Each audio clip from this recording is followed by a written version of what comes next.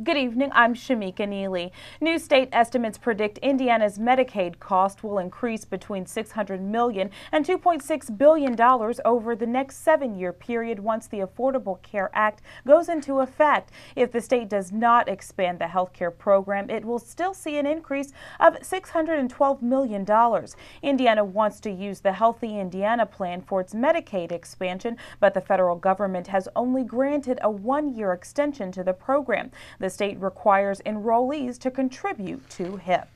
The first of 3 new roundabouts in Bloomington is now open to traffic, but as WTIU's Alec Dirkman reports, the roundabout at Sayre Road and Rogers Road isn't open yet to pedestrians. This roundabout opened to cars Saturday night, 4 days ahead of schedule. The intersection has been closed since the end of May. The project cost nearly $2.5 million, with 60% of that money coming from the federal government and local funding making up the other 40%. But not everyone is pleased with the new intersection. City Council member Steve Volan voted against the project last year and remains against it after seeing it. He says some councilors wanted to withhold the money for projects until smaller designs could be completed. Just from a cost perspective, it's about twice as big as it needs to be. We could have built it for half the price and moved the traffic we needed to move.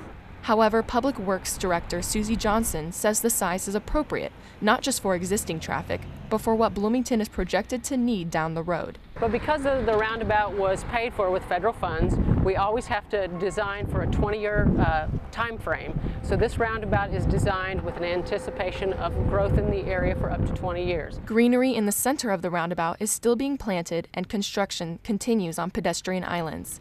Construction for a roundabout at Arlington Road and 17th Street on the city's northwest side is scheduled to begin in 2013. A third at Tapp and Rockport Roads on the south side is slated for 2016. For WTIU News, I'm Alex Dirkman.